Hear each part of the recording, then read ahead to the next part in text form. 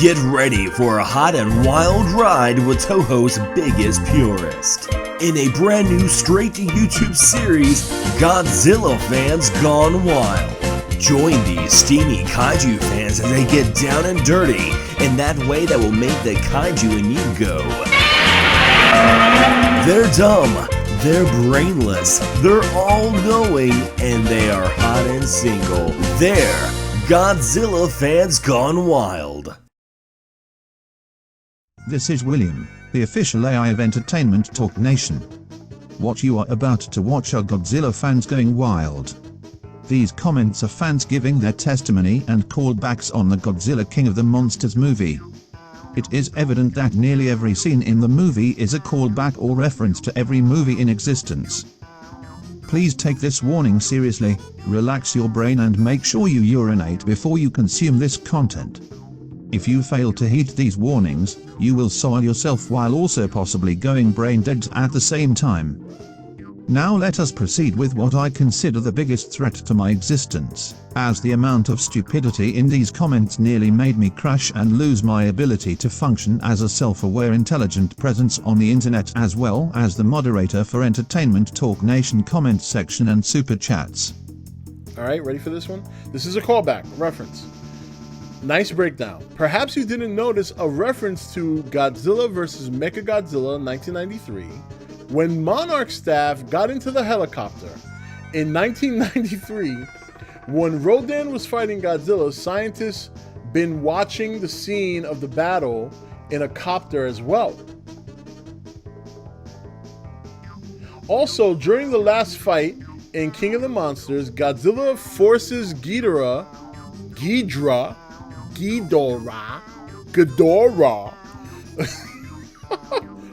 to fall, keeping his legs to the air, right, like the kaijus used to fall in the old Japanese movies.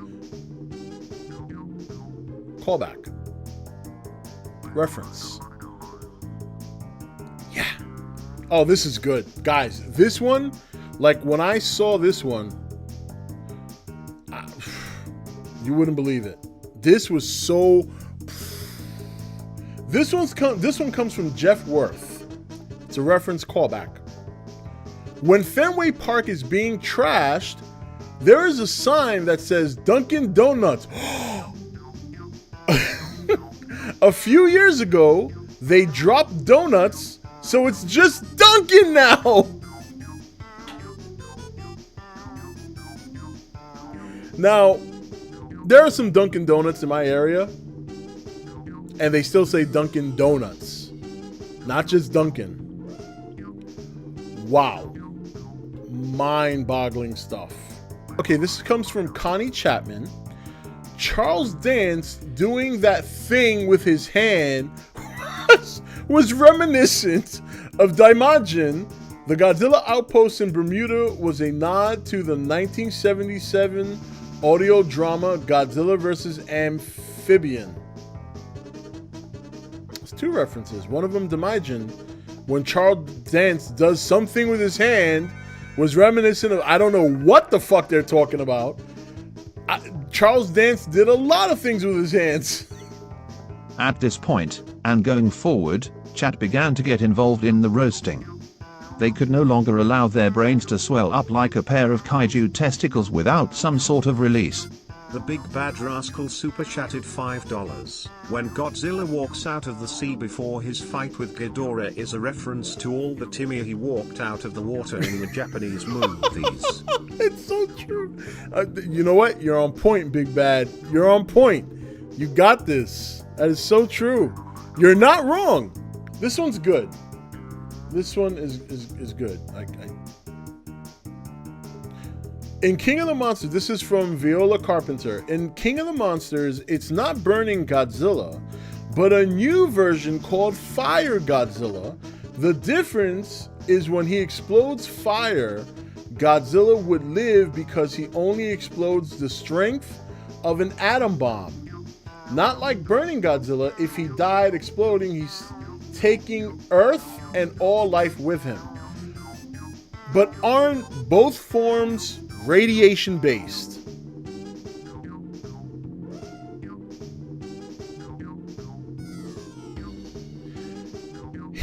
Now they don't give a real explanation for this.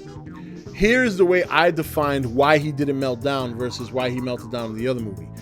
My reasoning, and I think it's a good one, but again, it's my opinion. Since he was going to thermonuclear meltdown, the fact that he had Mothra's power in him allowed him to expulse the energy from the radiation in his body, which is what he was doing. That's why he never used his breath. In Godzilla vs. Destroyer, he didn't have any power to expulse the radiation. He had to live with it. So that's how I see it. But in the end, it's still burning Godzilla. He was burning.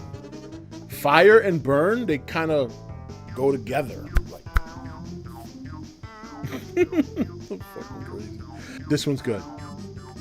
James Almodovar. You missed the callback to O'Shea Jackson doing his father. I'm having a stroke over here because I'm fuzzed. You missed the callback to O'Shea Jackson doing his father's signature scowl at the CPU terminal of his id. What? Mr. Triangle World super chatted $4.99. Godzilla fighting Ghidorah is a subtle nod to the title of the Heisei movie Godzilla vs. King Ghidorah. Oh my god, that's good. That's good. Okay, Christopher Kovaliak. This is another callback. You forgot to mention the movie Jaws nod when Godzilla is swimming underwater at them like Jaws does underwater at the water park.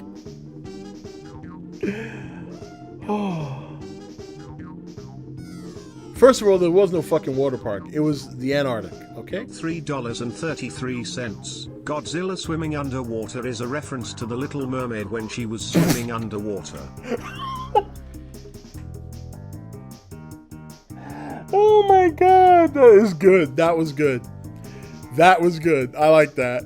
Oh, this one's gold. If you were on The Nation, you saw this one. But if you weren't on The Nation, you're going to love this one. This one is gold. This one comes from Dragon 1983.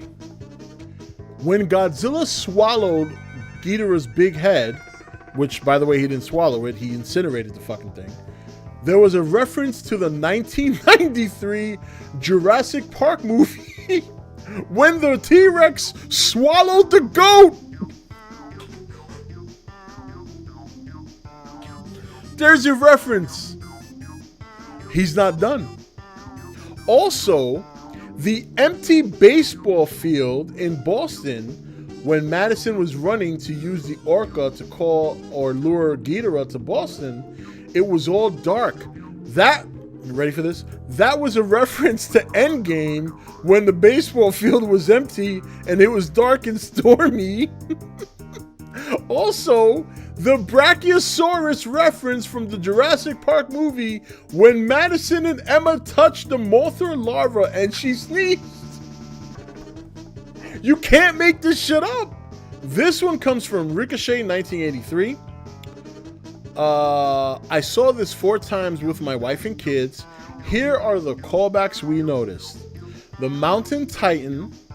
Get ready for this one. The Mountain Titan is a callback to Frankenstein versus Baragon. The scene where Baragon awakens in the mountain. The scene where the drunks are dancing. I'm telling you, this movie is a callback to every movie in existence. Another callback we noticed was, this is so good. When I saw this one, I nearly fucking had a heart attack. Another callback we noticed was Get to the Chopper.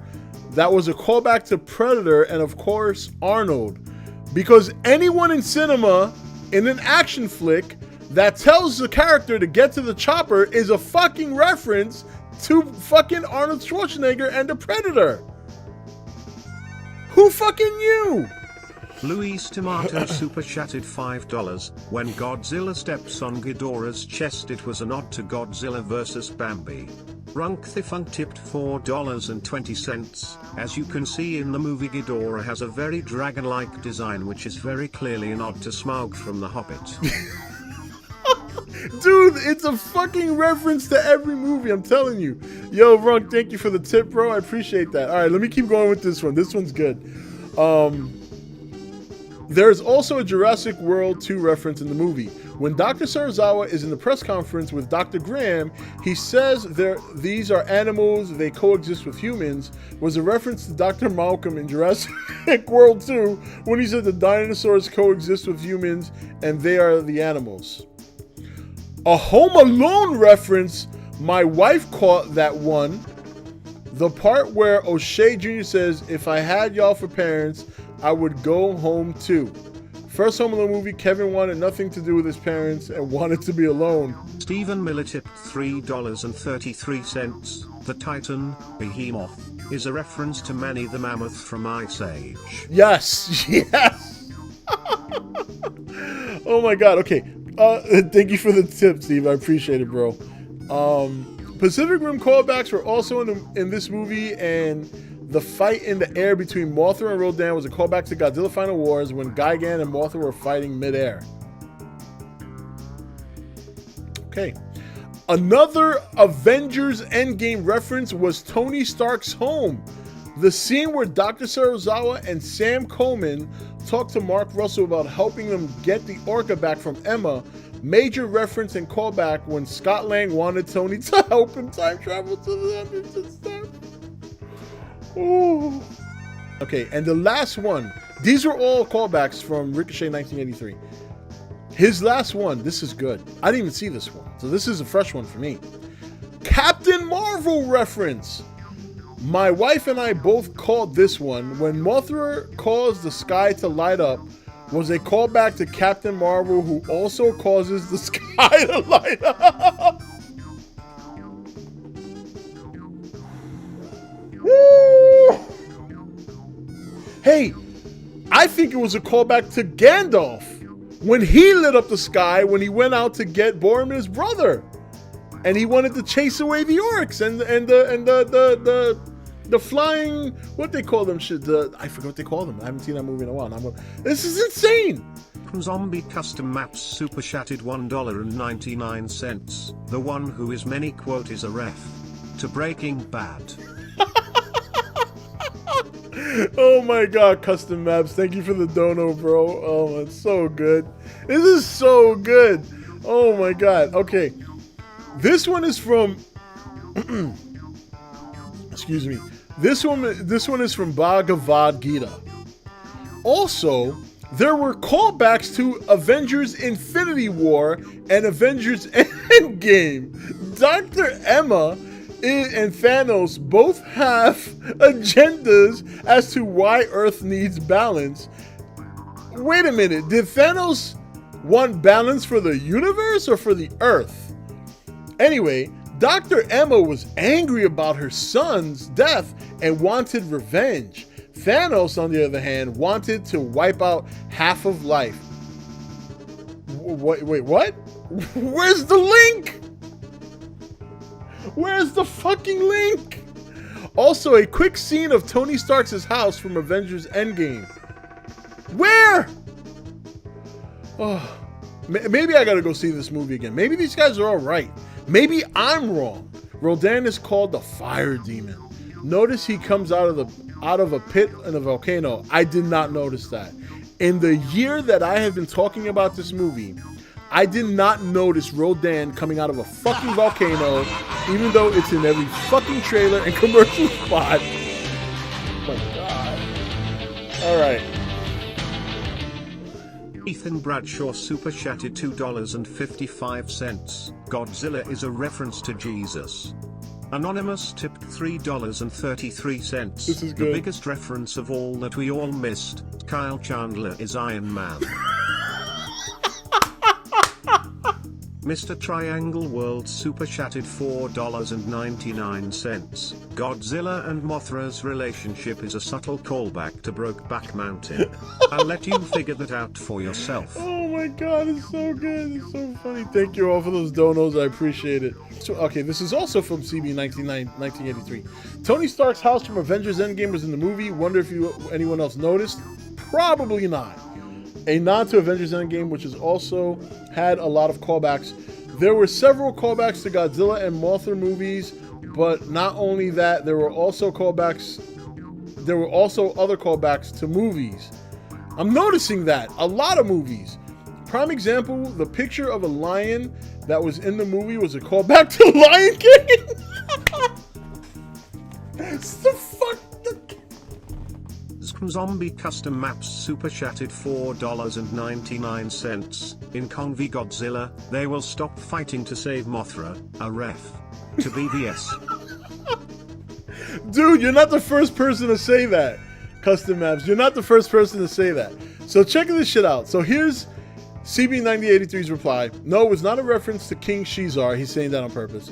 It was referencing to Lion King, which the director himself said there was a Lion King Easter egg in the movie. Same thing with Avengers Endgame and Tony Stark's house. Madison's dad was living in the same house Tony lived in.